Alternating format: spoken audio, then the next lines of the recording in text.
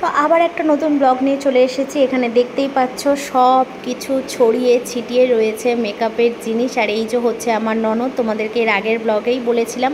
আর এই যে অর্ধেক সাজানো হয়েছে, এখনও পর্যন্ত খাওয়া দাওয়া করা হয়নি, সেই কারণে একটু খাইয়ে নিচ্ছি ওকে। তারপরে ও বলল পুরোটাই রেডি করবে, কেননা অনেকটাই হয়ে গেছে আর একটু বাকি আছে।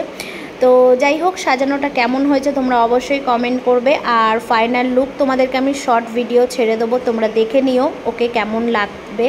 তো এখন খাওয়াবো মেয়েকে, ভাত মেখে নিয়েছি আর ওকেও দিয়েছি একটু চা টিফিন খেতে। আমিও একটু চা টিফিন খেয়ে নিয়েছি, নিয়ে মেয়েকে খাইয়ে নেব, নিয়ে তারপরে ও পুরো আবার রেডি করতে আরম্ভ হয়ে যাবে।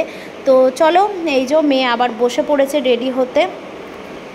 তো ওর এইগুলো হয়ে গেলে তারপরে তাড়াতাড়ি করে বেরোবো, লেটও হয়ে যাচ্ছে। তোমাদের দাদা ভাই আর এই যে স্যার একটা ভালো কাজ পেয়েছে, কালকে ড্রেসটা মেয়ের একটু বড় হয়েছে, সেই কারণে এখন ছোট করছে। সবাই সবার কাজে আজকের থেকে লেগে আছে সকাল থেকে। তোমাদের দাদাভাইকে একটা সেলাই দোকান খুলে দেবো, ভালো সব কিছু সেলাই করতে পারে। দেখাও ড্রেসটা ভালো করে। ও এটা এখনো হয়নি, তো চলো পরে একেবারে দেখাবো, মেয়ে যখন পরে নেবে তখন দেখাচ্ছি। আমি তো পুরো রেডি হয়ে গেছি একদম। তো যা হোক করে তাড়াতাড়ি করে রেডি করে নিলাম, কেননা আমি যদি রেডি পরে হই তাহলে দেরি হয়ে যাবে, সেই জন্য। তো চলো এখন বেরিয়ে যাব। আমি আজকে তাড়াতাড়ি ম্যান, আজকে আমি তাড়াতাড়ি হয়ে গেছি, দাঁত দিয়ে ছেড়ো না। চলো সবাই রেডি কমপ্লিট, আমি তো রেডি হয়েছি, তোমরা শুধু প্যান্ট পরবে, আর মেয়ে ওদিকে রেডি হলে একদম পুরো কমপ্লিট হয়ে যাবে। ড্রেসটা দেখে নাও তোমরা, এই দেখো মেয়ের ড্রেস একদম পারফেক্ট।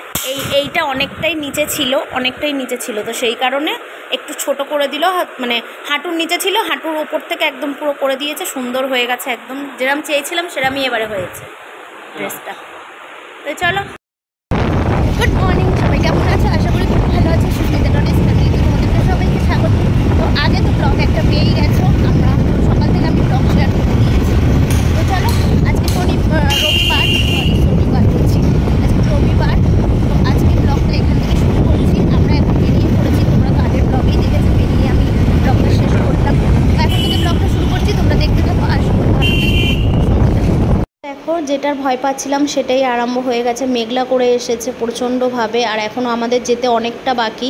তো প্রায় রাস্তা ভিজতে আরম্ভ হয়ে দিয়েছে, টিপি টিপি এখানটায় বৃষ্টিটা পড়ছে, কিন্তু যতটা আগিয়ে আসছি এই দেখো কিন্তু ভালোই, মানে পুরো বৃষ্টি আরম্ভ হয়ে যাচ্ছে, রাস্তা ভিজে যাচ্ছে। আমি শুধু ভগবানকে ডাকছি যাতে বৃষ্টিটা না আসে। মেয়েকে হেলমেট পরিয়ে দিয়েছি, মুখটা পুরো ঢাকা দিয়ে দিয়েছি, কিন্তু তাও বুঝতেই পারছো মানে বৃষ্টিটা খুব জোরে এসে গেলে আমাদের সর্বনাশ হয়ে যেত।